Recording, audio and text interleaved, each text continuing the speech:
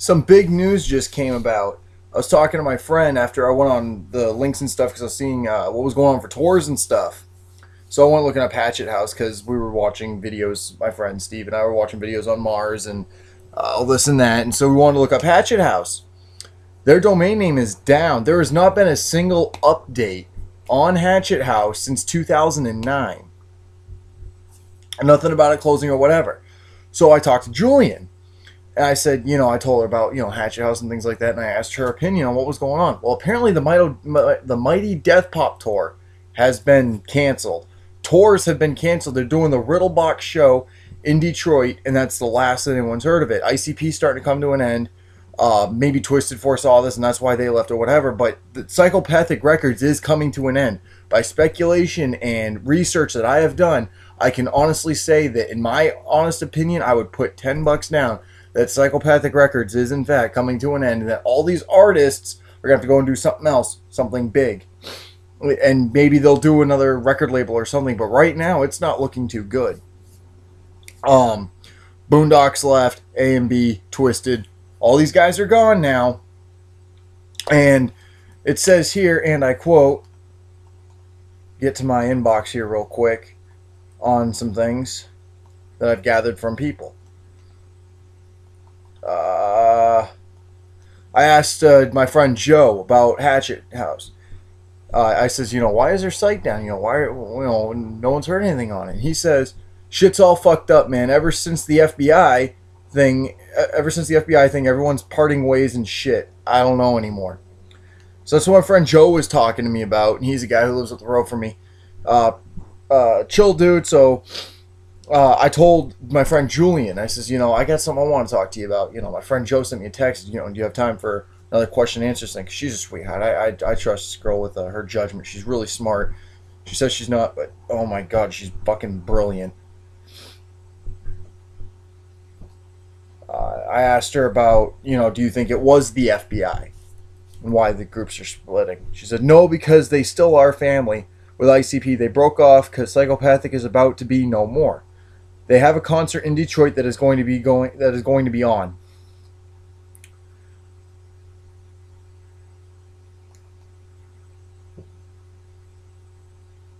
They're playing Riddlebox in Detroit. I can't wait.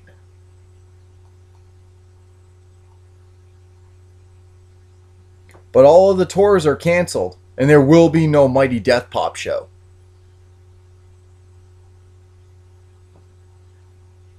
Everyone is leaving. ICP is coming to an end. Hatchet House is still going to be around. This is all my opinion, but based off research. And I said, but Hatchet House's domain's down. See, I went looking and said, this site's expired. Now you can go and to all these other sub links and whatnot of businesses that don't have their own www.com or whatever. I heard they were bringing it back. Could be wrong though. So it looks like I was right. In one of my previous videos, I said that the Hatchet Man would be under foreclosure. I thought it was going to be off of a different thing, though. I figured it was going to be Cole 187, and groups like that were going to cause Psychopathic to shut down. So, as far as, that could lead to the whole cancer thing. It could be lack of funds. Looks like we're not going to be able to see the ending of the second deck of the Joker's cards, which is kind of upsetting because that's something I was kind of looking forward to. But I wouldn't trade where I came into the music for anything. See, I got to see all this stuff and witness this, at least. And so much more. The people that I've met, this music has been phenomenal. It's played a very big part of my life. You don't just get that tattooed on you for no reason. It's always something brighter. It's an impact. It's incredible. So no matter what happens, if Psychopathic Records somehow sticks around, if they shut down, if they close their doors. But, as they said, seeing it all end, would be the next best to seeing it begin. You know, I envy the Juggalos that got to see ICP back in the day when they first started out. I envy those who got a chance to witness dog beats and were there since the beginning. But I'll bet you that the ones that I was talking about who'd be into Mighty Death Pop and shit that just came on the scene, bet you they envy the kids in the Wraith era.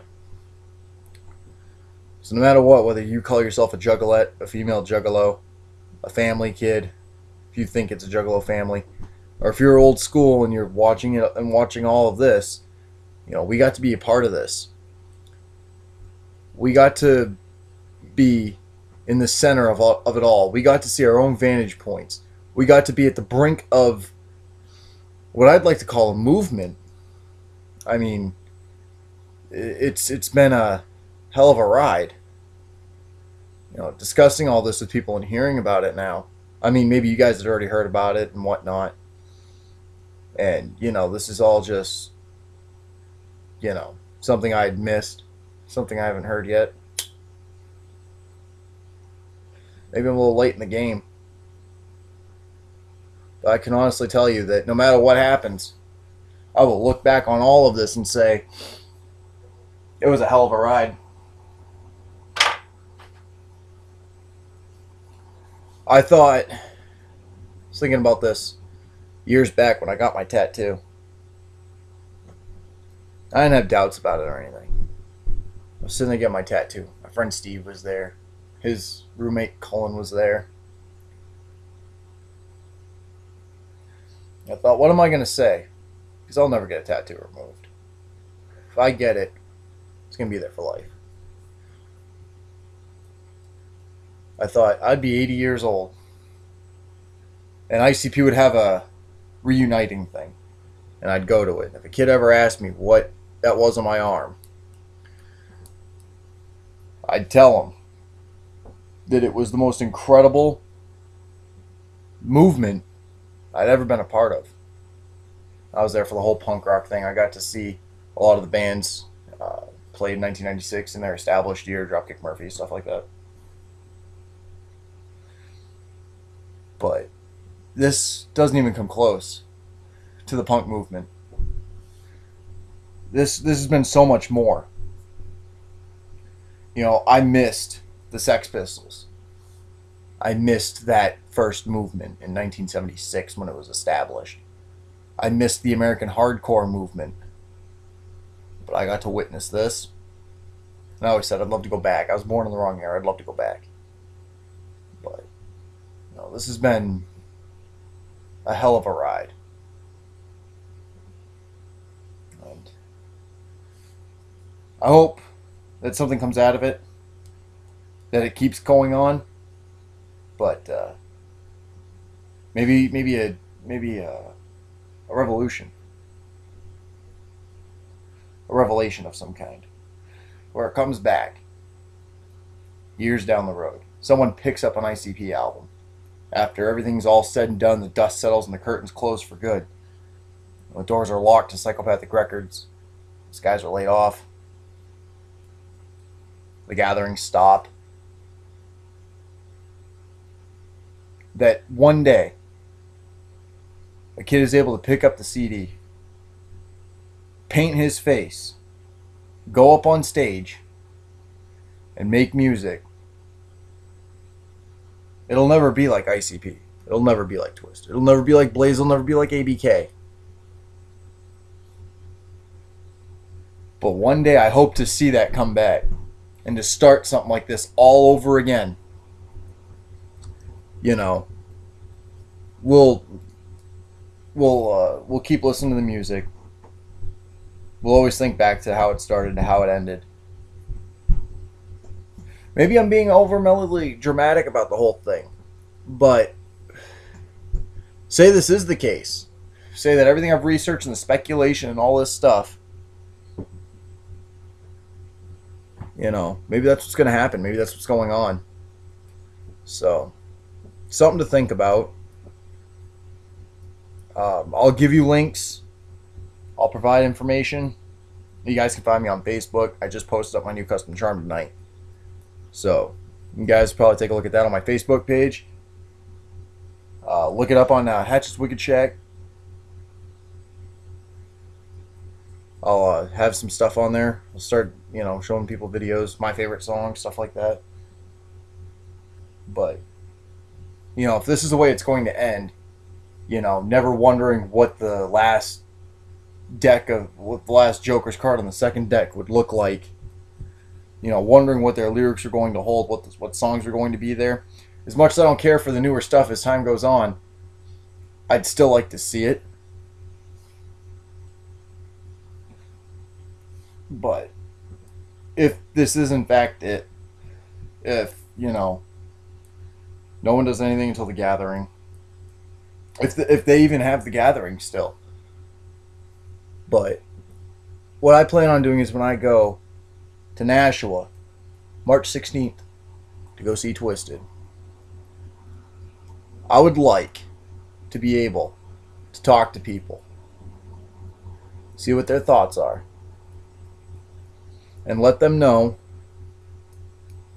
that the table is open. The mighty chair has been vacated, and encourage somebody to not necessarily take the seat, but to keep this going. I'd like to see tribute groups doing music of the artists, because that would be something. I'd like to see people host their own things, like Julian does when her friends go over for Thanksgiving, and there's 150 of them, and they're all cooking, and they're all taking part in this big Thanksgiving thing. I'd like to see more of that. What I want to see come out of this is I want to see just as much put into it as much as ICP has, as much as Blaze has, as much as Twiztid has, as much as ABK. All these guys, I want to see just as much of that put in by the people. I want to see people, I don't want to see this die out. I really don't. I don't want it to be like it was with the Germs. Granted, the lead singer committed suicide. I don't want this to be like the Sex Pistols, where they do, reunion shows. No, I want this to be a constant thing, just like it is with punk rock. I want it to be something that's lived forever. To look back and say, yeah, I was part of that. To say, yeah, I was there. I went to that gathering. I went to the last gathering. And don't be upset about it. I mean, yeah, it's difficult and stuff like that. I mean, you get attached to these groups. I mean, especially for the Juggalos who've been around since Carnival of Carnage. That's not easy. I mean, it's like you kind of grew with them. You watch them change. You watch them do these songs, and you saw these interviews that are probably no longer online, that are no longer out there. I mean, I can look back and say, I remember when Halls of Illusions was out, and I was on that website and talking with people and listening to the music videos that were up. It's going to be like that, to always look back on it and say, you want to know something was a hell of a ride. And it was interesting. It was something that I would love to see again. That's what I'd like to see. But, like I said, I could be wrong and they could release a whole next deck, but say that's not the case. Say they cancel the rest of their tours. Say that's it. Enough's enough. Psychopathic Records is done. All the stuff on Hatchet Gear, you go online one day and they're closed, their domain expires, whatever. We got to be part of it. We got to witness it. And all the haters, all these people,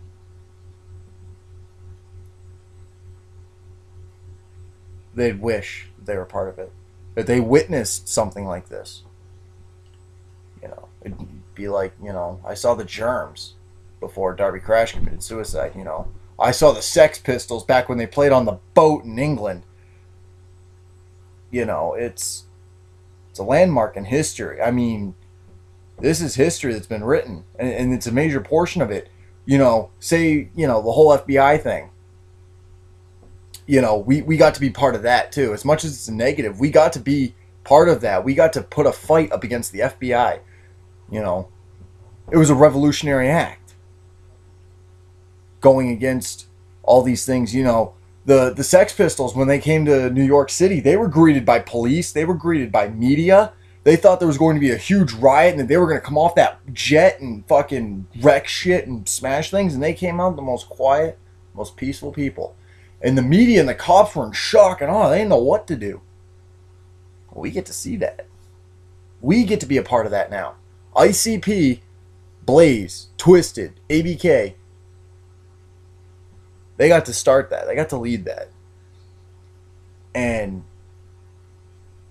maybe we'll be able to pick up where they left off someday. Maybe someone will come along and they'll pick up the torch. Maybe Twist is going to do that right now. Maybe they're going to, continue this on with the new label. Who knows? But what I do know is that it'll never be forgotten. It'll be something we'll always celebrate. The beginning and the ending of it. When you got into it. Those who got out of it. Stopped listening to it, who were no longer down with the clown. Those who dropped the hatchet.